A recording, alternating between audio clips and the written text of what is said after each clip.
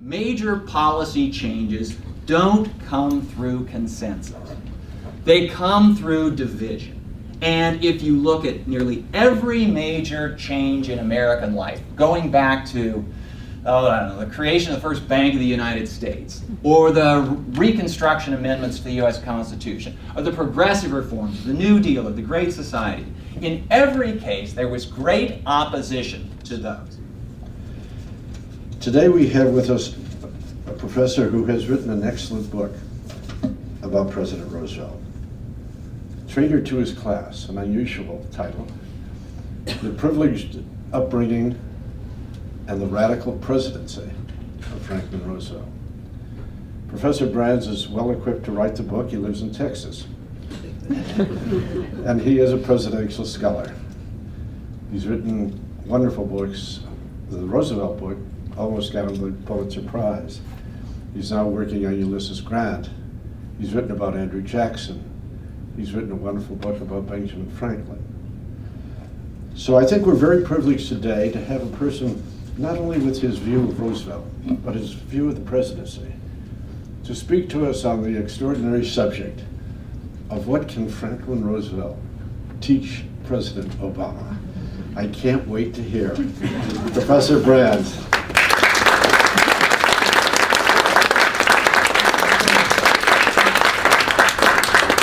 Thank you, Bill, for that kind introduction. I'm not sure all of my Texas neighbors would agree that being from Texas somehow particularly qualifies me to write on Franklin Roosevelt.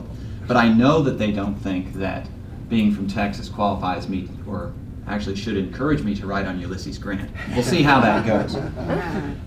And I have no objection at all to being preempted on the subject of Franklin Roosevelt by Bill Vanden Heuvel.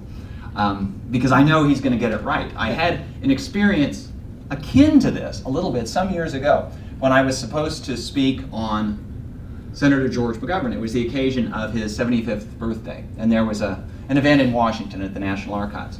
And so I and some other historians were asked to prepare remarks on aspects of Senator McGovern's career. But just before I was about to speak, he insisted on taking the floor himself. And my topic was George McGovern and Lyndon Johnson. And I'd done my research, and he decided he was going to get up and talk about himself and Lyndon Johnson. And it was his birthday, it was his forum, so you can hardly stop him. Well, as he proceeded to speak, I found myself in something of a dilemma, because what he was saying was contradicted by the facts. And I thought it would be rather rude and perhaps presumptuous to say, well, excuse me, but you got it wrong. On the other hand, I didn't want to just stand there and nod and say, no, what he said. So I had to take the subject in a different direction. Anyway, I'm delighted to be here. Thank you all for coming. And delighted for the opportunity to speak on the connection between, maybe the connection between Franklin Roosevelt and Barack Obama.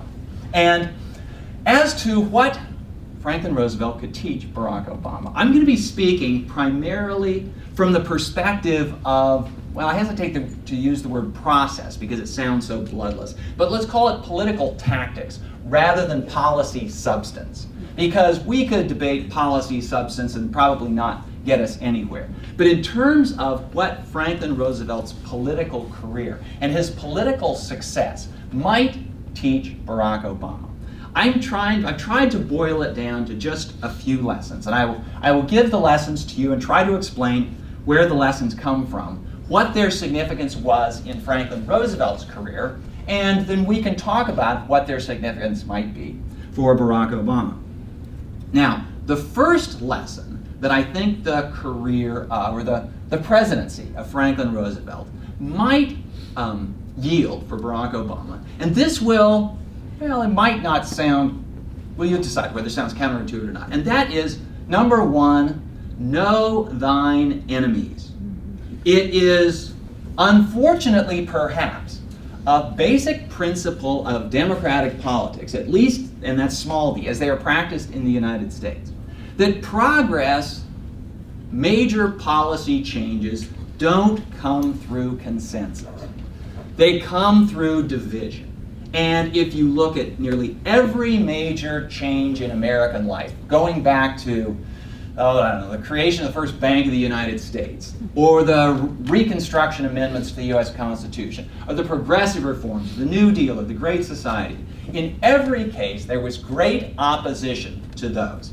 And a president or a political leader who waits around for a consensus to form on anything that he or she wants to get through will either, number one, wait forever, or only find consensus on something so lukewarm that it really won't accomplish anything at all. Franklin Roosevelt was a master at identifying his enemies and pounding on those enemies again and again and again. In his first inaugural address, the one that comes down through history as the one that is best known for Roosevelt's soothing words, "The only thing we have to fear is fear itself." Well, that wasn't the principal thrust of that address. That was just the opening paragraph. The rest of the speech was really about who is to blame for this depression the country is in. And he likened the crisis of the Depression to war, and when he pointed his finger at the money changers and said they're the ones to blame, and when he said, as a result of my election and this inauguration, the money changers have been driven from the temple, it was quite clear that the campaign of 32 hadn't ended. Roosevelt was going to continue campaigning against, he never campaigned against Republicans as Republicans. He never campaigned against the Republican Party. He was always against Republican leaders, because he wanted Republican voters to cross the lines and vote for him. But he would point at Republican leaders, and he would point directly at Wall Street. And he said, the fat cats on Wall Street are the ones who got us in this fix. And we are going to blame them, and we're going to change things. We've thrown them out, and we're going to keep them out. Roosevelt kept up the drumbeat during his entire first administration, his first term.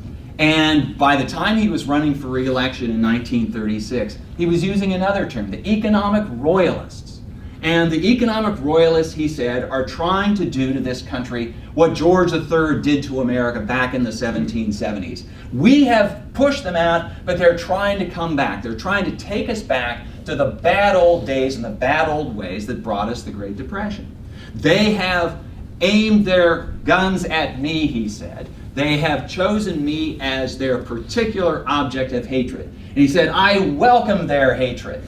And he took them on, and one can argue that this was perhaps not good for community spirit in America, and perhaps not good, it might not have been good for the American economy. Needless to say, those folks on Wall Street were going to be involved in the recovery. But it was great politics for Roosevelt. And Roosevelt was re-elected in 1936 in the largest electoral college landslide in American history, 523 to 8 for Alf Landon. It was one of the largest popular victories in history, but in the electoral college it was a wipeout. Now this, despite the fact that the country remained in a depression. And this is one of the paradoxical features of Roosevelt's presidency, but also one of the marks of his political brilliance. Franklin Roosevelt, so far, is the only president to have been re-elected in a time of general political distress. It's almost always the case that if the economy is floundering, the incumbents get thrown out. Roosevelt didn't get thrown out. Roosevelt got re-elected overwhelmingly. Why? Well, there were two reasons. One is that despite the fact that the unemployment rate in 1936 was still probably a bit over 15%. Statistics are a little bit hard to get on that period, but it was still historically very high. But it had come down from what it was in 1932. And so in 1932, the unemployment rate was probably around 25%. Things were improving. The stock market, it was soaring compared to what it was in 1932. Employment was up, GDP was up, so things were still bad, but they were getting better. That was part of the secret of Roosevelt's re-election. But the other part was he was still able to campaign against Herbert Hoover, against Wall Street, against the old Republican Guard. And he was able to make it stick. Okay, so lesson number one for Barack Obama is Know your enemies, identify your enemies, and go after your enemies. Now, as I say, I'm not recommending this as a way of bringing the country together, but if you want to win, this is what you ought to do.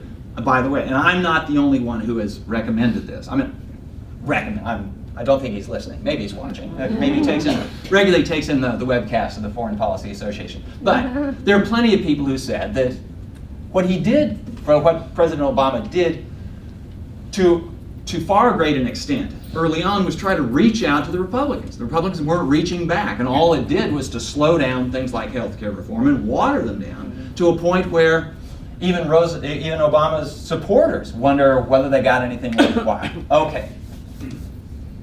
Lesson number 1 then, know thine enemies. Number 2, this is absolutely crucial, and it was definitely crucial to Roosevelt's success as a political leader, and that is reach the people. You have to figure out how to reach the people and get around, get over, get under, somehow get beyond the filter of the media of the day. In Roosevelt's day, most of the newspapers were owned by Republicans, and their editorial pages had a Republican slant. Roosevelt was not popular in the newspapers of the day. There were exceptions, of course, but by and large, Roosevelt had to work against a hostile press. So what did he do? Franklin Roosevelt was the first president to use radio successfully. And Roosevelt's use of the radio was absolutely brilliant. If Franklin Roosevelt, Theodore Roosevelt, his fifth cousin and uncle by marriage, once commented that the secret of political success is timing. And Theodore Roosevelt knew it was the case in his experience.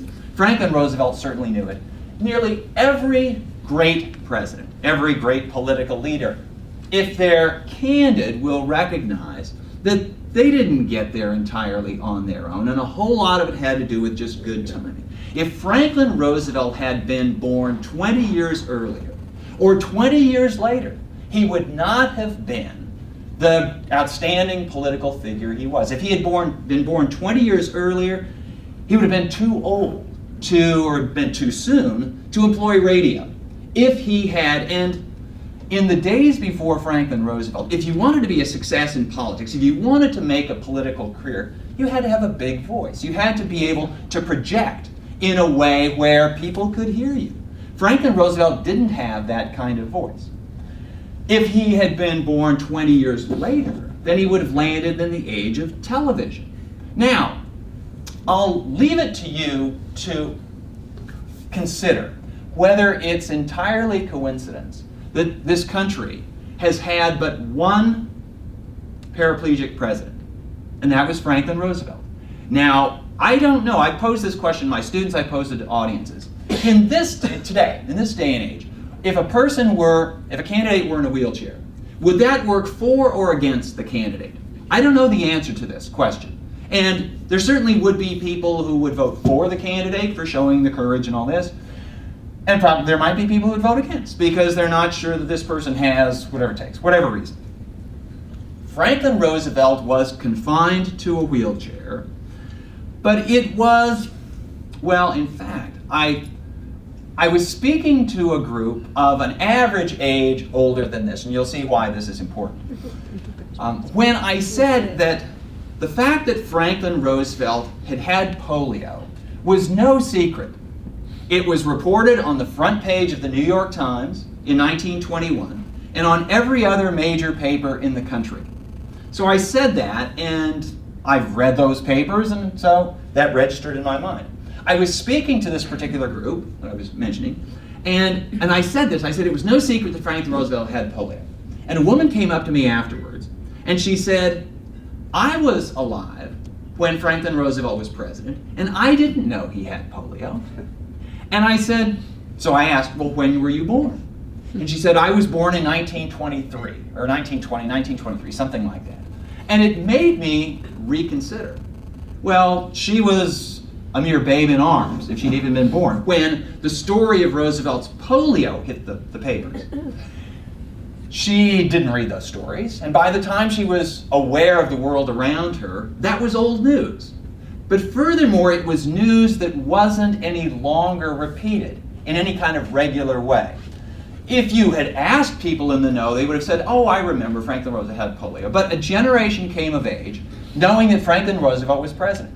Roosevelt took pains to avoid letting people see him using his wheelchair.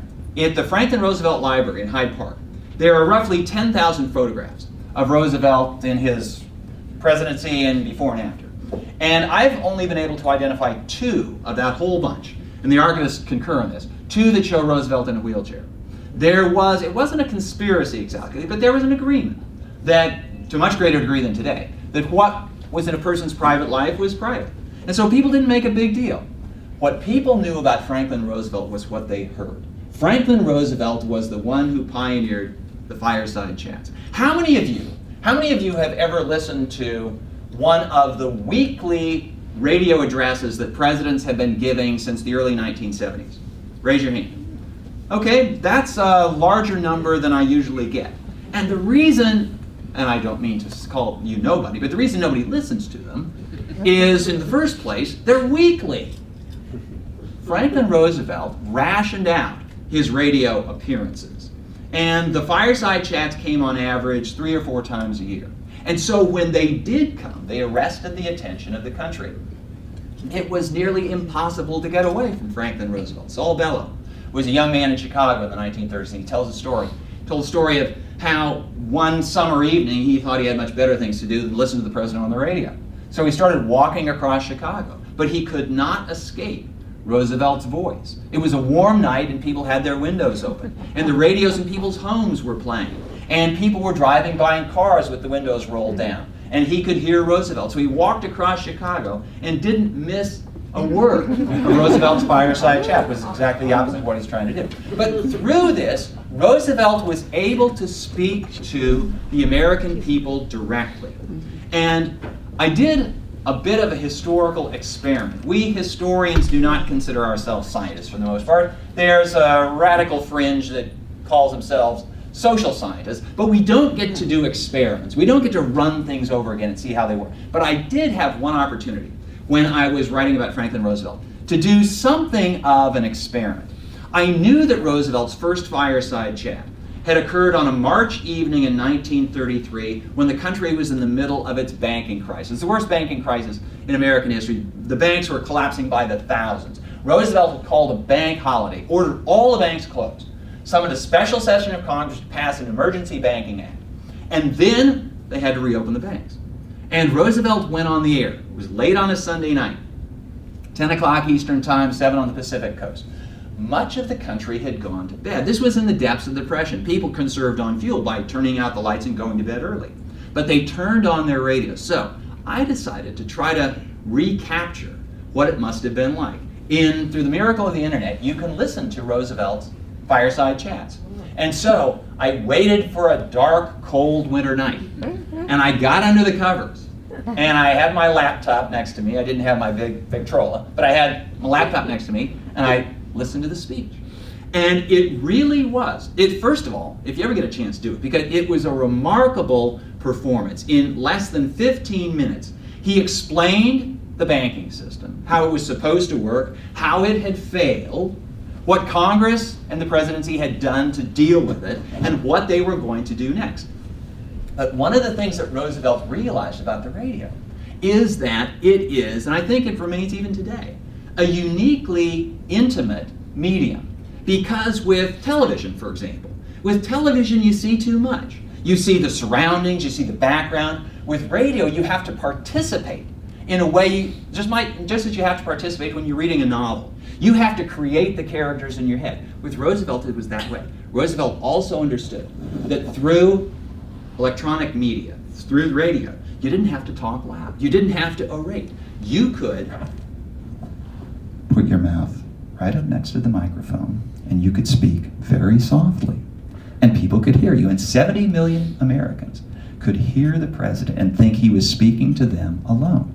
So when I was talking about this to a different audience, but same demographic as I described before, I said that when Franklin Roosevelt spoke in these fireside chats, and they were all Sunday evenings, late at night, America often felt as though their father or an uncle or grandfather was tucking them in bed and telling them everything's going to be okay. It was as though it was the voice of their father. And again, after the talk, an elderly woman came up. We shouldn't say elderly. A woman who was old enough to have remembered came up and she said, "No, you have it wrong, young man. When Franklin Roosevelt spoke over the radio, it wasn't like the voice of my father. It was like the voice of God." Anyway, Franklin Roosevelt understood how to connect to the people. Barack Obama, he hasn't found that voice yet. I don't know if it's possible to do it these days. It may be that there are too many media. It was interesting during the president's first several months in office that the White House was trying everything. So there were radio addresses, there were television addresses, there were web appearances, there were just anything you can imagine. And they didn't find anything that did the same job. It might simply be impossible at this point, because even when the president goes on the air to give a speech from the Oval Office, you can't guarantee that the networks will preempt their regular programming. This was something that the radio networks did for Roosevelt, in part because it was so unusual. Okay, so lesson number 1 is know thine enemies. Lesson number 2 is reach the people. And lesson number 3, this is the absolutely critical one. Unfortunately, it's a bit beyond the control of the individual, but that comes with the territory of being president. And lesson number 3 is time your crisis. Because, well, the first thing I will tell you is you better have a crisis if you want to be a great president. Because if you don't have a crisis, you might be considered a really good president, but without a crisis, you won't reach the level of greatness. Consider who the greatest presidents in American history are, the ones by consensus of historians and political scientists. The two greatest are Abraham Lincoln and Franklin Roosevelt. And the reason they're considered so great is that they rose to the challenge of the existential crises of American history. Theodore Roosevelt, the other Roosevelt, knew the way this worked. And he knew that he would never be considered a really great president. It was interesting because Theodore Roosevelt's 7.5 years in office were a time of peace, which was a surprise to a lot of people because he had a reputation as a warmonger, but that was before he became president. And prosperity, and modest progressive reform. And Theodore Roosevelt was proud of what he had accomplished by the time he left office in 1909, and he thought that was pretty good. As you will know, he ran for president again in 1912 on the progressive or bull moose ticket, and he lost. He wasn't inordinately disappointed in 1912 that he had lost because he knew that it was a long shot for any third-party candidate. And secondly, his policies, despite some campaign rhetoric, were fairly close to the policies of the winner, Woodrow Wilson. They were both progressives. They both wanted to reform the political economy in similar ways. So for 2 years after his 1912 loss, Theodore Roosevelt was a pretty gracious loser. But then, 1914, Europe goes to war. The world, the Western civilization is in crisis. And Theodore Roosevelt begins to think, that could have been me. I could be president now. He was absolutely convinced that he would have been a better wartime president than Woodrow Wilson. But beyond that was the fact that Wilson has a chance to go down in history, and I don't. And if you look at Theodore Roosevelt during the years of the war, he turns bitter against Wilson, and he does things to Wilson.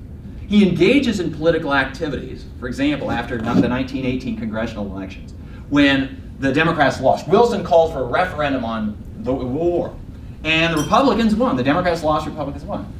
Roosevelt wrote letters to the European leaders pointing out that if we had a parliamentary system like you did, our president would no longer be president, basically inviting them to sandbag Wilson at the Paris Peace Conference. Anyway, if anybody had done this when Theodore Roosevelt was president, he would have thrown them in jail.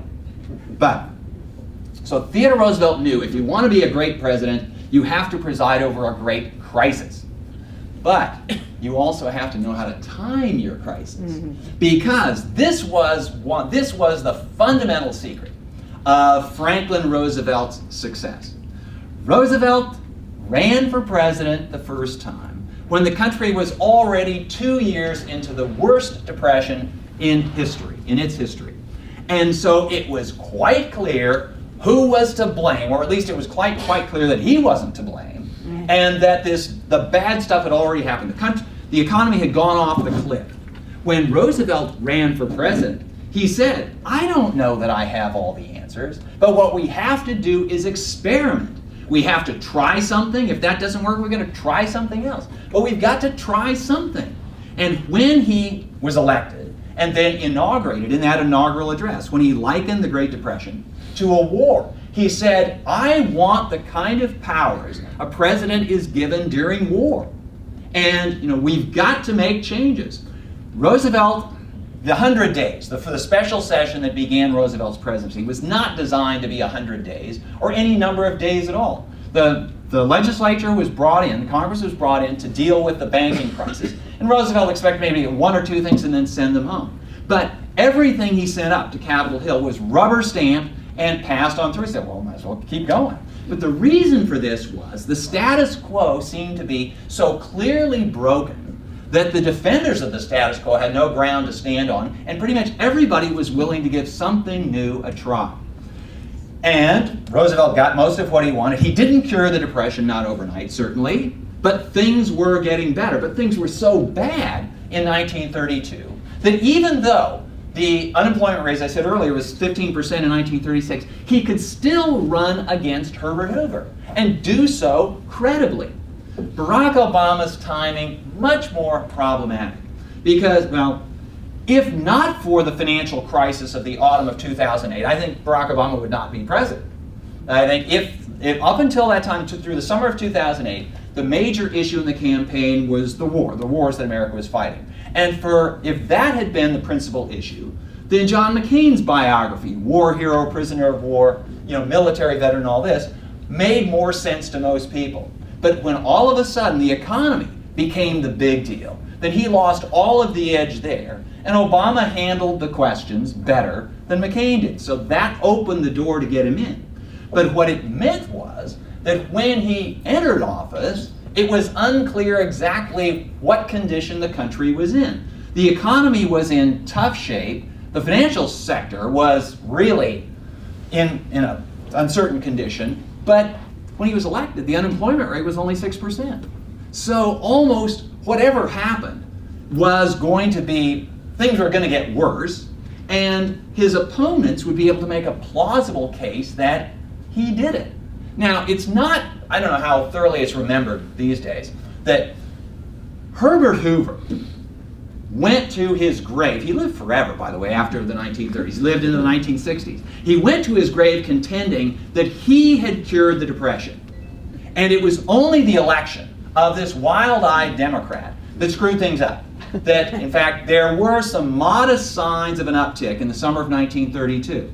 And so Hoover could claim the economy was pulling out. And then the country did this crazy thing and elected Franklin Roosevelt. Barack Obama is in that situation now, where he inherited this condition. And furthermore, because the country was walking the tightrope when he became president, he knew that he couldn't take the kind of bold action that Roosevelt did, because if he took the wrong step, the country might go right off the cliff into a full-blown depression.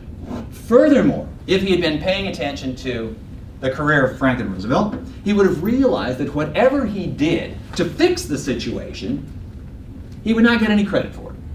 Because Roosevelt, one could argue, quite plausibly, saved the bacon of Wall Street in 1933, 1934. But Wall Street didn't like the idea at all. And the Republicans campaigned against the Republican leadership. Wall Street campaigned against Roosevelt forever. They were the ones who called him the traitor to his class, which was the title of my book. And they have been criticizing Roosevelt ever since. With Barack Obama, we could argue, and people do debate, how much the TARP, how much financial stimulus, how much the actions by the Fed prevented the financial crisis from creating Great Depression 2.0. The fact is, we're not in Great Depression 2.0, and it's unclear whether, Obama's not getting any credit for it. Although he's claiming a little bit of credit today for turning around GM. We'll see if anybody actually gives him credit for. Okay,